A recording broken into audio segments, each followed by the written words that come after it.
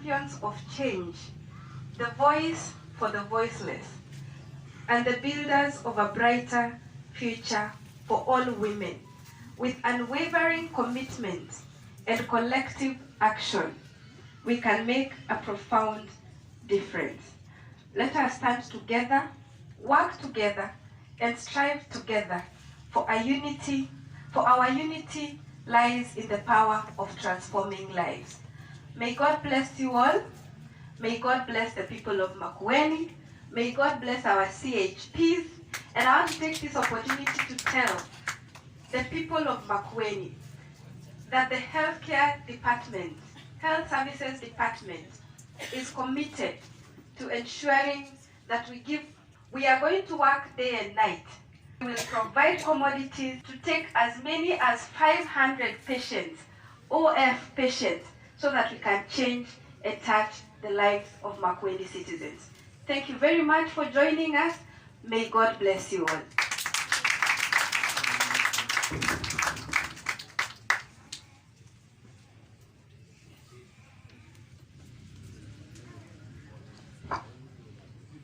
Thank you, Waziri, for your wonderful speech. The hour has come that we appreciate and we hear from our two ladies of inner strength. I think you've been seated for long. You can stand up to stretch, and then you also stretch your hands to appreciate the coming of Her Excellency, the First Lady. You are ready. Madam, get ready. Can you stretch your hands for a heavy clap? Kuna mwenye anajua kupigisha makofi. We are saying Museo. Before I make my remarks, I want to give the apologies of His Excellency the Governor. He was to be with us today, but he couldn't make it due to other engagements, but he passes his love and regards to you all. Mmepokea salamu zake? By show of hands, let me see his love and recognize of his regards. Santeni sana. Again, before I make my remarks, I want to call upon the lady, Mrs. Mary Cosmas. Please be upstanding from where you are. Mary Cosmas. And of course, I do recognize the other survivor who was also Mary, if I get it right. Pardon? Marietta, yes. So, asanteni sana for those moving testimonies. We are here to walk with you the journey. But particularly, Mary, I heard that you had an interest, and I want to assure you that the county government of Makueni, through the office of the First Lady, wishes to honor your desire to learn through a fully paid scholarship at Makueni Integrated Vocational Empowerment Center for a course of your choice.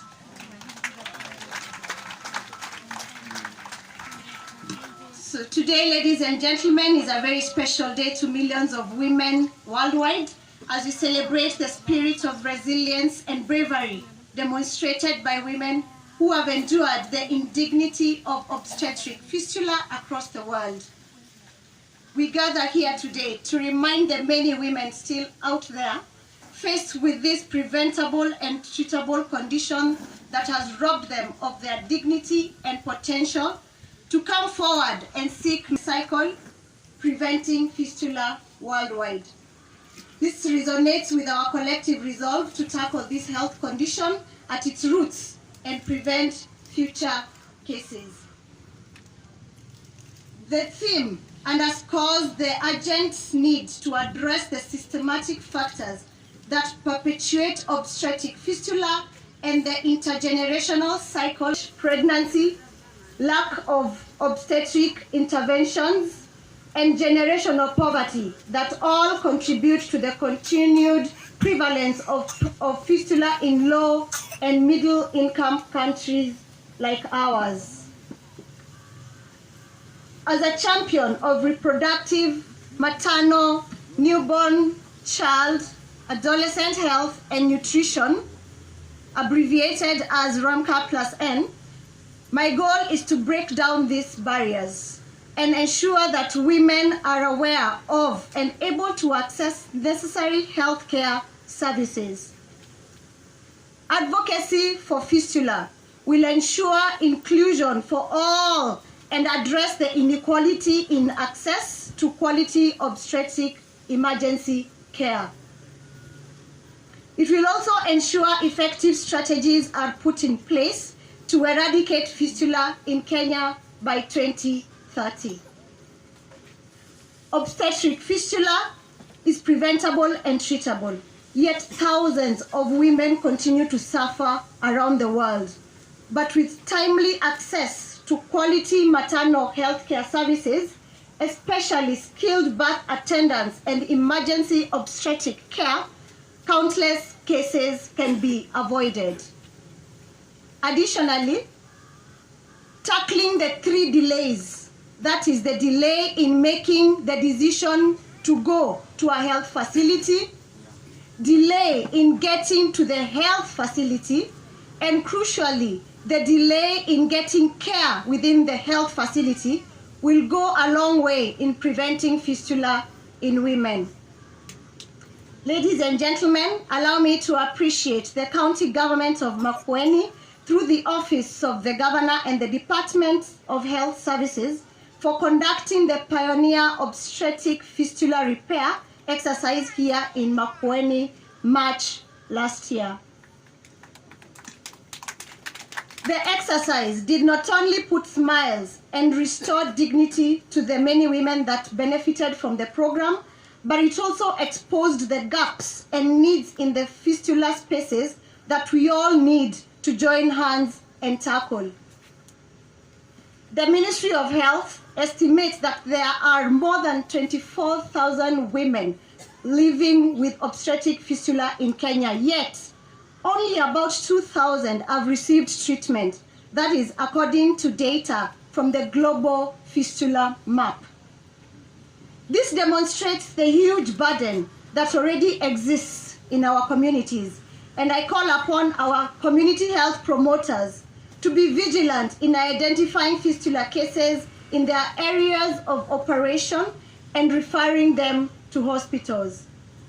Remember, a lady who is suffering from this condition will naturally be hiding from the society, and it will take a concerted effort to find her and bring her to care. I invite our partners and our governments, both national and county, to join us in this combined effort in providing comprehensive healthcare services to these women, which should include preventive measures, timely surgical interventions, rehabilitative care when needed, and also strengthening of data systems and research. We can restore dignity to women and girls affected by obstetric fistula by addressing the underlying social economic factors and promoting gender equality, as well as creating a world where every woman can experience childbirth safely and with dignity.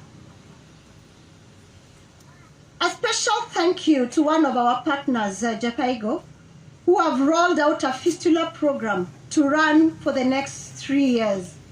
We are grateful to you and to all partners for agreeing to work with us in this journey, and I reiterate my commitment to ensure obstetric fistula is eradicated.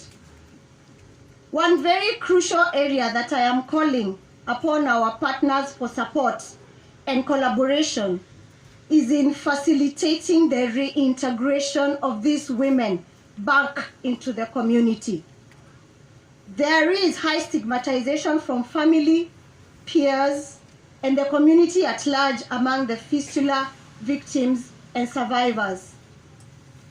Their proper community reintegration for survivors fused with economic empowerment is a sure way of ensuring that the women not only live in dignity, but there will also be an inspiration for more women to come out and seek for treatment.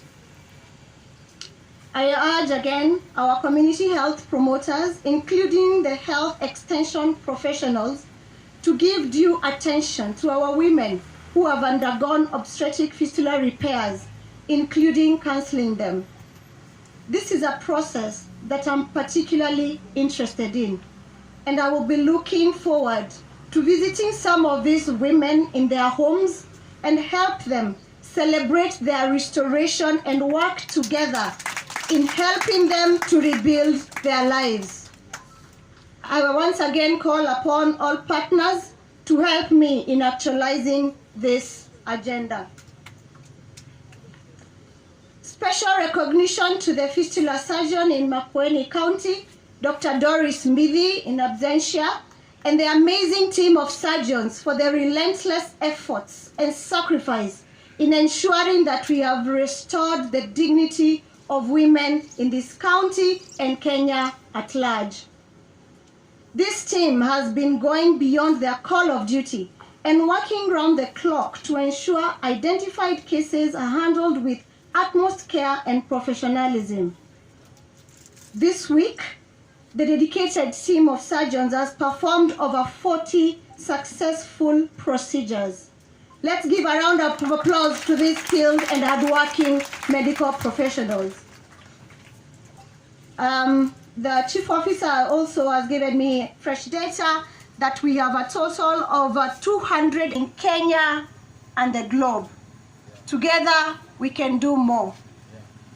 Asanteni sana, and may God bless you all. Thank you very much.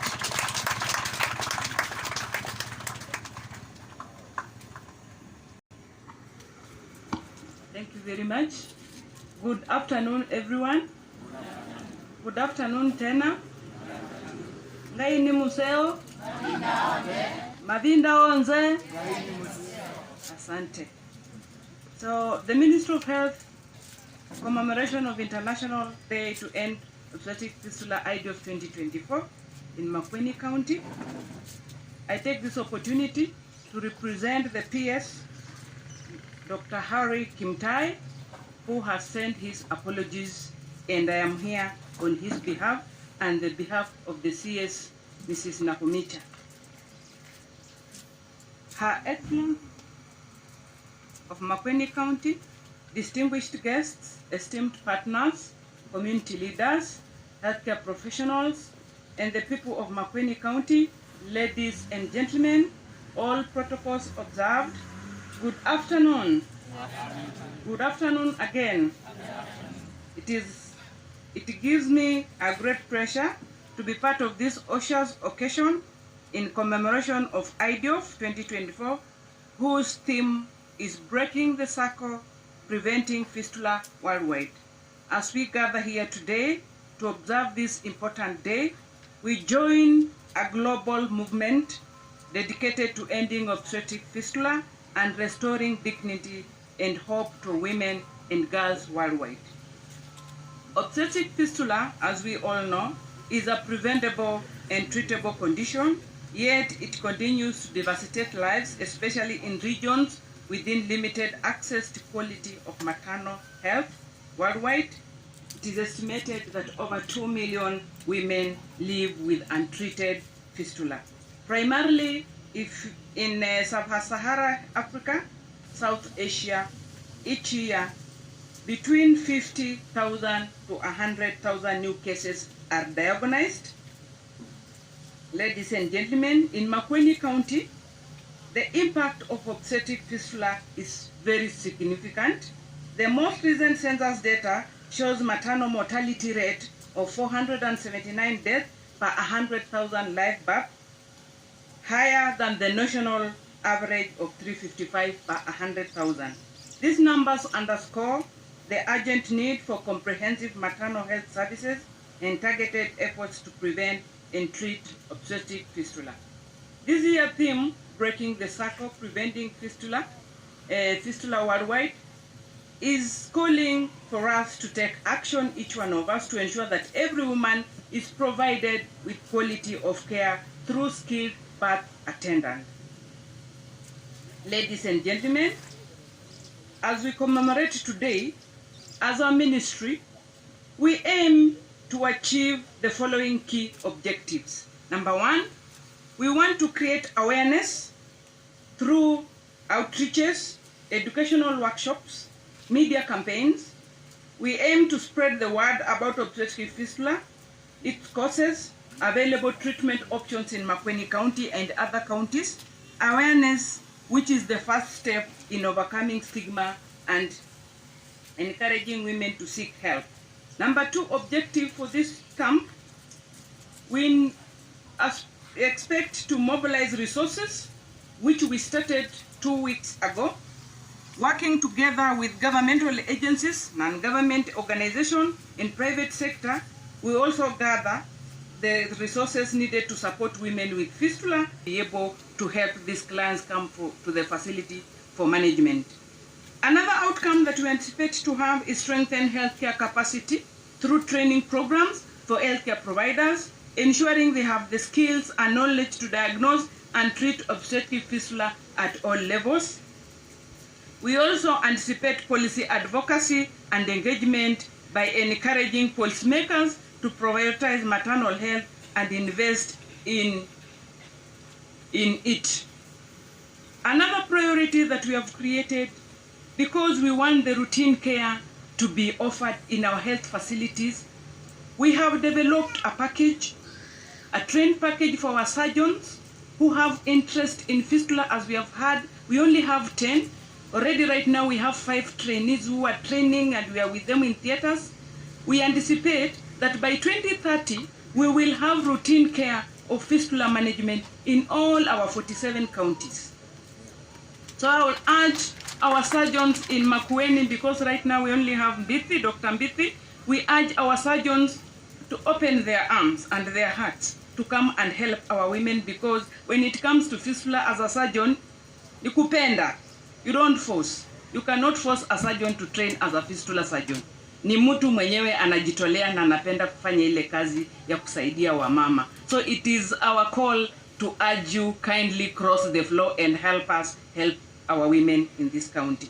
Ladies and gentlemen, as I conclude the commemoration of this IDOF 24 in Makueni County, this is not just an event, it is an action for all of us to be able, each one of us, to take time to create and raise awareness, be able to mobilize support as much as we can, be able to provide treatment, and above all, to be able to prevent, so that we do not reach where we are, to treat these women by providing maternal that is of quality to our women when they come to our facilities, and urge those who deliver at home to come to the facility for qualified and ensure that all women who come to the facility has quality of care. So all of us, let's embrace this year's theme, breaking the cycle, preventing fistula, ensure that every woman in Makueni County can be able to have access to the quality maternal care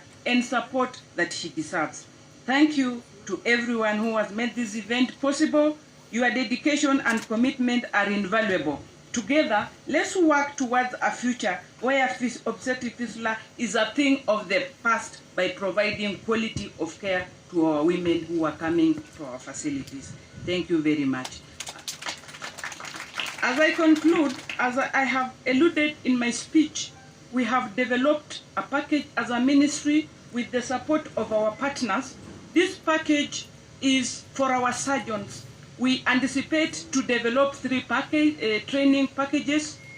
We have developed the first one for this initial package where our surgeons can be able to deal with simple fistula cases. We are going to develop a second package, intermediary package, where our surgeons can deal with a little bit difficult cases, and then we will finalize our development of packages with a consultant package whereby it will be used. Once you have finished the first and the second, you will now become a consultant to be able to deal with very difficult cases, because we know in fistula we have stages, we have simple cases, we have intermediate cases, and we have cases that need consultancy because they are very difficult to operate. So today we will be able to present to you the package that we have developed, and already we have 5 surgeons in our theaters today with our lead surgeons doing the operations and being trained for the package. Thank you very much, and thank you for listening to the ministry. Thank you.